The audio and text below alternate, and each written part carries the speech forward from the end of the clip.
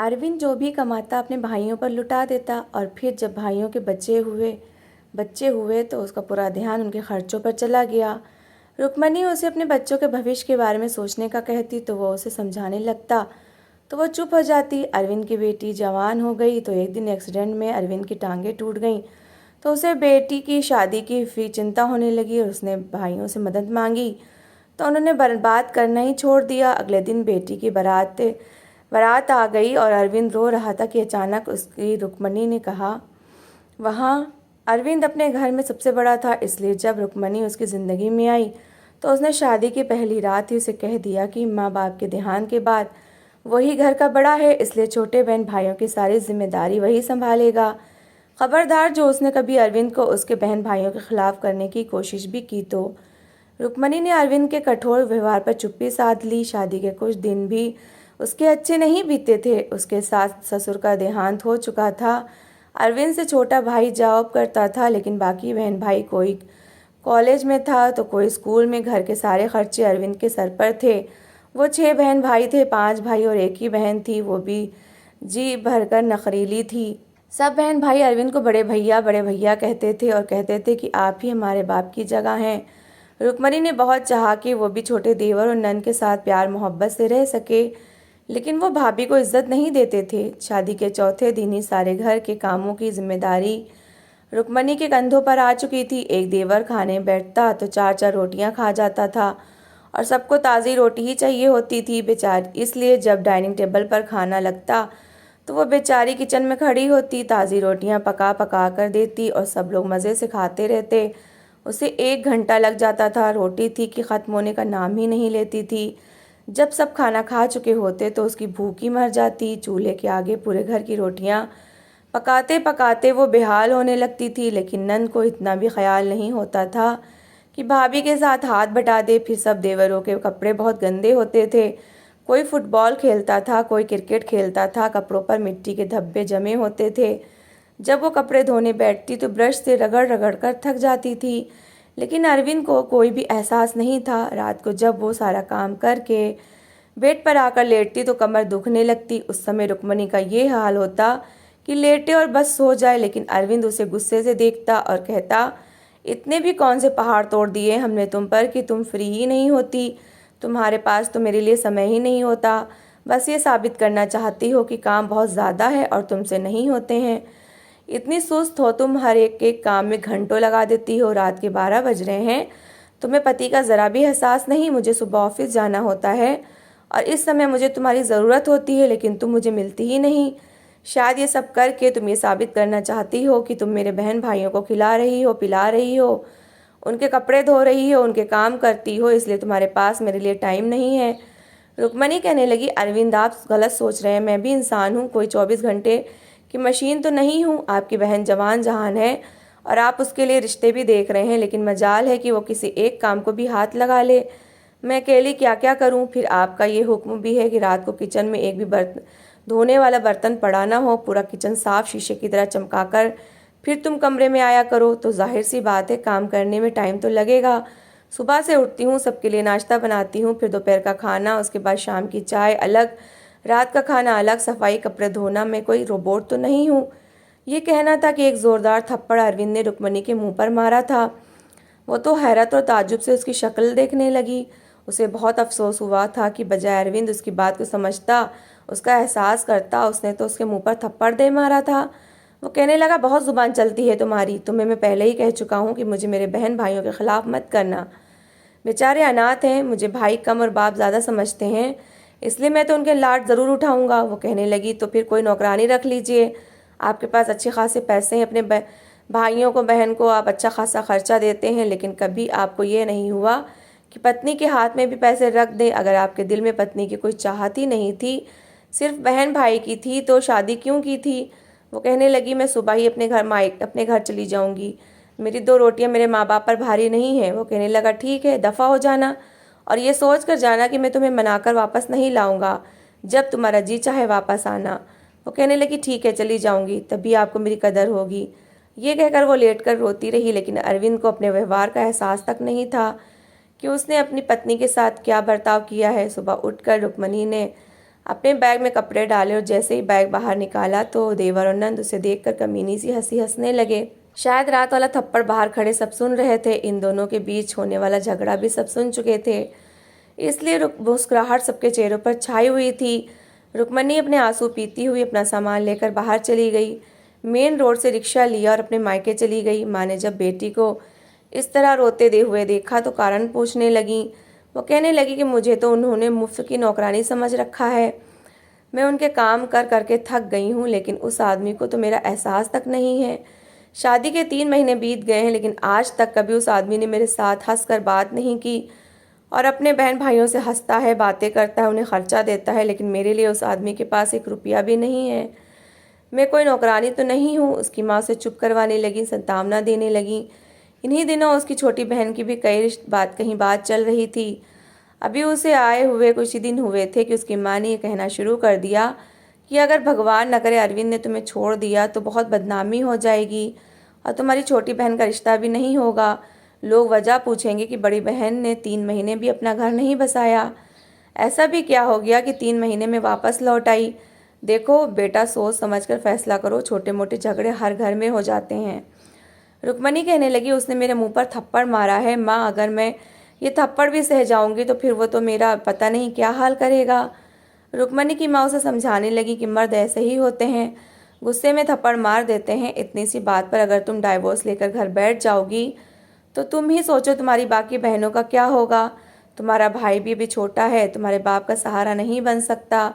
तुम जानती हो हमने तुम्हारी शादी कितनी मुश्किलों से की है और दूसरी बेटी की भी करनी है। हम तो जल्द से जल्द तुम्हारी बहनों की जिम्मेदारियों से मुक्त होना चाहते हैं, लेकिन अगर तुम आकर घर बैठ जाओगी तो तुम्हारी छोटी बहनों को भी कोई नहीं पूछेगा। अच्छी तरह से सोच लो कि तुम्हें करना क्या है। रुक्मणी तो अपनी किस्मत पर रोने लगी थी, जानती थी कि अगर अब वो वापस गई तो उसके साथ और बुरा व्यवहार होगा।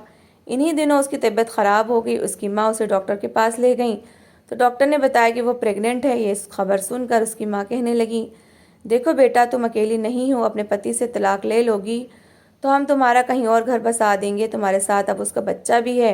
अगर बच्चा हो गया और तुम्हारे पति ने बच्चा लेने से मना कर दिया तो सोचो तब क्या होगा। कोई भी तुम दूसरे की औलाद नहीं पालता, इसलिए सोच समझकर फैसला करना। रुक्मणी ने हार मानते हुए अरविंद को फ़ोन किया था। बड़े गुस्से से उसने हेलो किया था। कहने लगा, हो गया तुम्हारा शौक पूरा मायके में रहने का, अब फ़ोन क्यों किया है। वो कहने लगी, अरविंद, हम माँ बाप बनने वाले हैं। ये कहते हुए वो सिसकियों से रोने लगी। ये सुनकर अरविंद के दिल में बच्चे की मोहब्बत जागी थी। कहने लगा, अच्छा ठीक है, जो हुआ सो हुआ। मैं रात को तुम्हें लेने आ जाऊंगा, लेकिन तुम्हारे घर के अंदर नहीं जाऊंगा, तुम बाहर आ जाना। वो कहने लगी, ठीक है। उसने अपना सामान पैक कर लिया।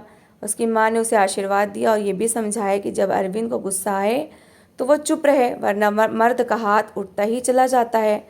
रुक्मणी अपने बच्चे की वजह से वापस आई थी, लेकिन देवर और नंद सर पर चढ़ चुके थे। अरविंद उसे डॉक्टर के पास लेकर गया। डॉक्टर ने सख्ती से काम ज़्यादा करने से मना कर दिया तो अरविंद ने एक नौकरानी रख ली। ये देखकर उसकी ननंद और देवरों को बड़ा गुस्सा आया था कि अब तो भाई का सारा ध्यान अपने बच्चे की तरफ हो जाएगा, पत्नी की तरफ हो जाएगा और ये तो हमें पूछेगा भी नहीं। इसलिए सब बहन भाई जानबूझकर अरविंद से कतराने लगे। उसने महसूस किया कि उसके बहन भाई जहाँ वो बैठता है उठकर चले जाते हैं और उससे सीधे मुंह बात भी नहीं करते, तो उसे लगा शायद इसमें भी रुक्मणी की ही कोई गलती है। हालांकि सफाई और कपड़ों के लिए तो अरविंद ने नौकरानी रख दी थी, लेकिन खाना और किचन के बर्तन वगैरह का काम वही करती थी। एक बार अरविंद ने सारे बहन भाइयों को बिठाकर वजह पूछी कि वो क्यों उससे सीधे मुंह बात नहीं करते, तो वो लोग कहने लगे कि अब आपका अपना बच्चा हो जाएगा तो आप हमें भूल जाएंगे, इसलिए उस टाइम हमें बहुत दुख होगा। हम चाहते हैं कि हम पहले से ही अपने बारे में सोचना शुरू कर दें। अरविंद ने सब बहन भाइयों को गले लगाया और यही कहा कि तुम लोग मेरे दिल में हो और मैं अपने बच्चे को कभी भी तुम्हारी जगह नहीं दूंगा, इसलिए तुम लोग कभी भी ये ना समझना कि मेरी औलाद होगी तो मैं तुम लोगों से अपना ध्यान हटा लूँगा। इन्हीं दिनों उसकी बहन का रिश्ता भी आ गया। उसने अपनी बहन की शादी कर दी और दूसरे भाई की भी पत्नी आ गई, लेकिन जैसे ही दूसरे भाई की पत्नी आई तो उसने अपने रंग दिखाना शुरू कर दिए। रुक्मणी ने पहले बेटी को जन्म दिया, लेकिन उसके जन्म पर अरविंद को वो खुशी नहीं थी, क्योंकि वो चाहता था कि उसके घर बेटा पैदा हो। इसलिए रुक्मणी की अहमियत उसके दिल में बढ़ ही नहीं पाई। अभी भी उसकी पहली प्राथमिकता उसके बहन भाई थे। जब बहन ससुराल से मायके आती तो रोने बैठ जाती कि उसके ससुराल वाले उससे खाना पकवाते हैं, बर्तन धुलवाते हैं, वो इतने काम नहीं कर सकती। वही काम जो रुक्मणी कितने सालों से करती आ रही थी। उसकी बहन को इन कामों से आपत्ति थी क्योंकि आदत नहीं थी, इसलिए उसे वो काम मुसीबत लगते थे। देवरानी भी घर के किसी काम को हाथ नहीं लगाती थी। आते ही वो प्रेग्नेंट हो गई थी, इसलिए उसने बिस्तर संभाल लिया था। रुक्मणी की बेटी इस समय छोटी थी, इसलिए फिर भी घर के सारे काम वही कर रही थी। इस पर देवरानी की जिम्मेदारी भी अरविंद ने उस पर डाल दी थी। कहने लगा, रोहन की पत्नी प्रेग्नेंट है और डॉक्टर ने बेड रेस्ट बताया है। रुक्मणी कहने लगी, मुझे भी डॉक्टर ने बेड रेस्ट ही बताया था, इसके बावजूद मैं खाना बनाती थी। वो कहने लगा, इसका बदला तुम अब उससे लोगी जहाँ तुम बाकियों की रोटियां बनाती हो। वो कहने लगा, इसका बदला तुम अब उससे लोगी जहाँ तुम बाकियों की रोटियां बनाती हो। 2 रोटी तुम अपनी देवरानी को बनाकर नहीं खिला सकती। वो कहने लगी, हर दिन तो आपकी बहन मायके आई होती है, उसकी भी 2 रोटी मेरे सर पर आन पड़ती है, मैं क्या क्या करूं? अरविंद, आपको मैं और मेरी बच्ची दिखाई क्यों नहीं देते? ये कहना था कि अरविंद को फिर गुस्सा आने लगा। कहने लगा, पता नहीं तुम्हें क्या परेशानी है, तुम हर समय मेरे बहन भाइयों के पीछे पड़ी रहती हो। आज के बाद ना तो तुम मेरी जिम्मेदारी हो और ना ही ये बच्ची, खुद पालो इसे। ये कहकर वो कमरे से बाहर चला गया और देवरानी के लिए एक नौकरानी रख दी। आए दिन उसके भाई अरविंद की चापलूसी करते रहते थे और पैसे बटोरते रहते थे। अभी साल भी नहीं गुजरा था कि देवरानी अलग घर की डिमांड करने लगी। उसका भाई कहने लगा कि ऐसा करें, जो पापा की दुकान है उसमें से आप मेरा हिस्सा मुझे दे दीजिए, मैं उससे मकान ले लूँगा ताकि आप अपनी पत्नी को लेकर अलग घर में रह सकूँ। फिर छोटे भाई की भी शादी करनी है और घर में इतनी जगह नहीं है। हालांकि घर बड़ा था लेकिन वो रहना ही नहीं चाहता था क्योंकि उसकी पत्नी ने उसे साफ कह दिया था कि वो अलग घर में रहेगी। अरविंद ने उसे अच्छी खासी रकम दे दी। उसने अपना छोटा सा फ्लैट खरीद लिया और अपनी पत्नी के साथ वहाँ रहने लगा। बहन जब भी आती तो शिकायत ही करती रहती, ससुराल के रोने रोती रहती। अपने घर में सब कुछ था लेकिन फिर भी यही कहती कि मैं अपने घर में बड़ी तंगी देख रही हूँ, तंगी बर्दाश्त करती हूँ। अब तो ससुराल वालों ने उसे अलग घर भी ले दिया था लेकिन फिर भी बेचारी बनी रहती थी। बच्चों को यहाँ लाती तो उन्हें मैले कुचेले कपड़े पहनाती थी कि मेरे पति के पास तो पैसे ही नहीं होते कि नए कपड़े खरीद सके। अरविंद जब ये हालत देखता तो फिर बहन को कभी 5,000, कभी 10,000, कभी कभी 15,000 भी पकड़ा देता। वो पैसे आराम से अपने पर्स में रख लेती। अरविंद को अपनी बेटी तो जैसे नज़र ही नहीं आती थी कि वो भी छोटे कपड़े पहने हुए है और उसके पास भी कपड़े नहीं हैं। रुक्मणी जब कहती तो कहता कि तुम्हारी ज़िद की सज़ा मैं तुम्हारी बेटी को दूंगा। रुक्मणी कहने लगी, क्या वो आपकी बेटी नहीं है, सिर्फ बहन भाई आपके सगे हैं। एक बार अरविंद की बेटी को चोट लग गई, उसके सर पे बहुत गहरा जख्म हो गया। रुक्मणी बहुत परेशान थी। इन दिनों तीसरा भाई भी अपनी शादी के बारे में कह रहा था और उसी की दुकान पर बैठने लगा था। अरविंद उसकी शादी के पैसे जमा कर रहा था। घर में 2 छोटे भाई और भी थे जो कि यूनिवर्सिटी में पढ़ते थे। लेकिन जब रुक्मणी ने कहा कि उसका सर फट गया है, मुझे डॉक्टर के पास लेकर जाना है, तो देवरों ने साफ मना कर दिया। कहने लगे, हमारे पास टाइम नहीं है, हम अपने दोस्तों के साथ कंबाइन स्टडी करने जा रहे हैं। ये कहकर वो घर से निकल गई। ये दोनों जुड़वा भाई थे। रुक्मणी ने अरविंद को फ़ोन किया तो वो कहने लगा कि तुम खुद नहीं देख सकती, अंधी हो क्या? मैं अब क्या काम करूं या फिर वहां आकर तुम्हारी बेटी को देखता फिरूं? रुक्मणी रोटनी पीटते हुई खुद ही उसे डॉक्टर के पास लेकर गई थी। बच्ची के सर पर 4 टाके लगे थे, वो रोए जा रही थी। अरविंद ने जब घर आकर बेटी की हालत देखी तो दिल ज़रा सा नरम हुआ। फिर उसे गोद में लेकर चूमने लगा, प्यार करने लगा। वो भी पापा पापा कहते हुए रोए जा रही थी। तीसरे देवर की जब शादी करनी थी तो उसने पहले ही साफ कह दिया था कि वो शादी के फ़ौरन बाद अलग हो जाएगा क्योंकि उसकी पत्नी मॉडर्न है और उसे जॉइंट फैमिली पसंद नहीं, जिसका इंतज़ाम भी अरविंद को करना पड़ा। तीसरे देवर की शादी होते ही वो अलग घर में चला गया, लेकिन जब भी पैसों की ज़रूरत होती तो अरविंद के पास आ जाता। वो कभी 10,000 तो कभी 20,000 उसे दे देता। चौथे भाई ने नौकरी शुरू कर दी थी। जब उसकी शादी की बारी आई तो उसने कहा कि वो लव मैरिज करेगा, उसे अपने कोलीग पसंद आई है, उससे शादी करेगा। लेकिन जैसे उसकी शादी हुई तो उसने कहा कि घर का बंटवारा करते हैं। तीनों भाई अरविंद के सामने घर के बंटवारे की बात कर रहे थे। उस समय अरविंद की बेटी 11-12 साल की थी और बेटा भी 6 साल का था। अरविंद कहने लगा कि घर का बंटवारा करने की ऐसी भी कौन सी ज़रूरत है। तो छोटा भाई कहने लगा कि अब मेरी भी शादी हो जाएगी तो जाहिर सी बात है मुझे भी अलग घर चाहिए और अब आपके पास इतने पैसे तो नहीं होंगे। ऐसा करिए कि अब पापा की जो भी जायदाद है उसका सारा बंटवारा कर लेते हैं, ताकि हम भी अपना अपना बिजनेस अलग कर सकें। दूसरे भाई भी यही कहने लगे कि अब हमें अपना कारोबार अलग करना है। वो कहने लगा कि रोहन ने तो दुकान में से अपना हिस्सा ले लिया था। वो कहने लगा, क्या मतलब है आपका कि हिस्सा ले लिया था? अरे जिस टाइम मैंने पैसे लिए उस टाइम दुकान की कीमत कम थी, और इस बात को तो 6-7 साल गुजर गए हैं। अब तो दुकान की कीमत और भी ज़्यादा बढ़ गई है। तो आप क्या समझते हैं कि मैं इतने पैसे पर सब्र करके बैठ जाऊंगा? ऐसा बिल्कुल नहीं होगा, बंटवारा दोबारा होगा। अरविंद इस बात पर भी चुप कर गया। उसने सारी जायदाद का हिस्सा लगा कर देखा तो सबके हिस्से अच्छे खासे पैसे आ रहे थे। हालांकि दो भाई अपने अपने फ्लैट के पैसे ले चुके थे, जो किसी गिनती में भी नहीं थे। बहरहाल उसने कड़वा घूंट पी लिया था। अपने बाप का घर बेचते हुए बहुत रोया था, क्योंकि माँ बाप की यादें थीं। फिर उसने सारा बचपन यहीं गुजारा था, अपने बहन भाइयों के साथ बहुत अच्छा समय गुजारा था। लेकिन आज सबकी आंखें सर पर चढ़ गई थीं। सबको अपनी पत्नी और अपने बच्चे नजर आ रहे थे। आज उसे रुक्मणी का एहसास हुआ था। बहन भाइयों की ज़रूरत और इच्छाएं पूरी करते करते समय से पहले वो बूढ़ा हो गया था। अब तो उससे ज़्यादा काम भी नहीं होता था। उसने तो ये सोचा था कि अभी वो जवान है, बहन भाई छोटे हैं। कल को जब वो बूढ़ा हो जाएगा, बहन भाई जवान होंगे तो भाई उसका साथ देंगे और इस तरह उम्र कट जाएगी। लेकिन भाइयों ने तो अपना अपना सोचा था।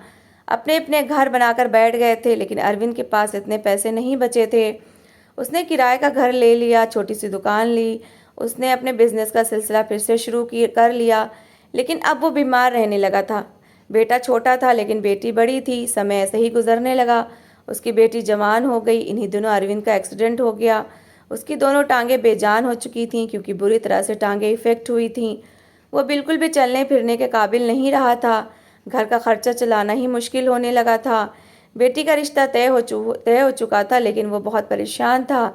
इसलिए अपने भाइयों को बुलाया, जो अपनी अपनी ज़िंदगी में बहुत खुश थे और अपने अपने कारोबार में चार चांद लगा चुके थे, काफ़ी खुशहाल हो चुके थे। जब अरविंद ने कहा कि अब मेरी बेटी की शादी है और मुझे पैसों की ज़रूरत है, तो सब बहन भाइयों ने साफ मना कर दिया कि हम तो आपकी कोई मदद नहीं कर सकते। आपको पता है महंगाई कितनी हो गई है। हम तो अपना घर बड़ी मुश्किल से चला रहे हैं। फिर हमारे बच्चों ने भी कल को बड़ा होना है। हम तो अभी से उनके लिए पैसे जमा कर रहे हैं। आपको भी यही करना चाहिए था। बेटी की शादी थी तो पहले से ही पैसे जोड़कर रखने चाहिए थे। अब ये क्या कि हमारे सामने हाथ फैला रहे हैं। ये सुनकर अरविंद को बहुत दुख हुआ था कि सारी ज़िंदगी जिन बहन भाइयों को वो औलाद की तरह पालता रहा, और जब उसकी बेटी की बारी आई तो सबने ही हाथ खड़े कर दिए। अगर वो अपनी बेटी के लिए ही पैसा बचा रहा होता तो इस समय बहुत कुछ बचा चुका होता। उसने तो किसी के साथ कोई ज्यादती नहीं की थी। अब वो रो रहा था। कुछ दिन बाद बेटी की बारात आने वाली थी, लेकिन उसके पास इतने पैसे भी नहीं थे कि वो बारात को खाना भी खिला सके। इसलिए बहुत परेशान था। दिन गुजर रहे थे। रुक्मणी खुद परेशान थी कि क्या करे। उसकी बेटी ने कहा कि आप मेरी चिंता ना करें, ऐसा करिए कि रिश्ते से इनकार कर दीजिए। लेकिन उसकी माँ ने कहा कि ऐसा मत कहो, भगवान पर भरोसा रखो। तुम्हारे बाप ने अपने बहन भाइयों का हमेशा साथ दिया है। ऐसा कैसे हो सकता है कि भगवान तुम्हारे बाप की अच्छाई और नेक नियति को ना देखे और उसे अपमानित होने दे? भगवान ज़रूर हमारी इज्जत रखेगा। जैसे उसकी बेटी की बारात आई तो मोहल्ले वालों ने सारी व्यवस्था अपने हाथों में ले ली थी। पता ही नहीं चला कि सबने खाने का इंतज़ाम भी कर दिया, क्योंकि सब अरविंद की हालत को जानते थे। भगवान ने उसके पड़ोसियों को ही उसके अपनों से अच्छा कर दिया था। बेटी का सारा दहेज सब मोहल्ले वालों ने मिलकर दिया था और बारातियों को खाना भी खिलाया था। बाराती बड़े खुश होकर बेटी को विदा करवा कर ले गए थे, और दामाद भी बहुत अच्छा था। उसकी बेटी अपने घर में बहुत खुश थी। अरविंद सोच भी नहीं सकता था कि भगवान उसकी ऐसे भी मदद कर सकता है। रुक्मणी के पापा ने भी उसकी जायदाद का हिस्सा उसे दे दिया था। उसके लिए एक प्लाट खरीद कर रखा था, जिसकी कीमत अब करोड़ों तक जा पहुंची थी। उसे बेचकर रुक्मणी ने अपना घर भी खरीद लिया और दुकानें खरीद कर किराए पर दे दी। दुकानों का किराया काफ़ी ठीक ठाक आने लगा और घर के ऊपर का पोर्शन भी किराए पर दे दिया। बेटा भी पढ़ाई में बहुत अच्छा था। पढ़ाई के साथ साथ उसने बाप के ही काम को आगे बढ़ाया था। कॉलेज से वापस आता तो अपने अरविंद की दुकान पर बैठ जाता। अरविंद अब रुक्मणी से अक्सर माफ़ी मांगता रहता था। उसने हमेशा अपने बहन भाइयों की खातिर उसके साथ ज्यादती की थी, लेकिन कठिन समय में उसी ने उसका साथ दिया। जब कोई नहीं था, रुक्मणी ही थी जो उसे संभालती थी। तो दोस्तों, लास्ट में मैं बस आप लोगों से ये कहना चाहूँगी कि बहन भाइयों की मोहब्बत में पत्नी के साथ ज़्यादती नहीं करनी चाहिए, क्योंकि वो आपके सुख के साथ दुख की भी साथी होती है और दुख में वो साथ देती है। मैं ये नहीं कहती कि बहन भाइयों से प्यार ना करो, उनके खर्च ना उठाओ, सब करो, मगर आंखें खोल कर और अपनी पत्नी की ज़रूरतों को पूरा करो। उसे अनदेखा मत करो कि क्योंकि वो अपना घर बार छोड़कर तुम्हारे ही सहारे पर आती है। जब तुम ही उसे अनदेखा करोगे तो वो किसके सहारे ससुराल में रहेगी। तुम चाहते हो कि वो तुम्हारे घर वालों की सेवा करे, उनके काम करे और साथ में तुम्हारी इच्छा भी पूरी करे। वो भी इंसान होती है, कोई मशीन नहीं जिसे तुम जब कहो उठे, जब कहो लेटे, सिर्फ तुम्हारी मर्जी पर चले। अरे उसकी भी कोई ज़िंदगी होती है, अरमान होते हैं। एक अच्छे पति को ये सारी बातें समझना चाहिए, तभी घर परिवार अच्छे से चलता है। तो दोस्तों, इस कहानी को लेकर आपकी क्या राय है, कमेंट बॉक्स में ज़रूर बताएं। और अगर कहानी अच्छी लगी हो तो प्लीज़ इसे लाइक करें। अगर आपने अभी तक हमारे चैनल को सब्सक्राइब नहीं किया तो ज़रूर कर लीजिए। तो मिलते हैं ऐसी ही एक मोटिवेशनल कहानी के साथ। Thanks for watching.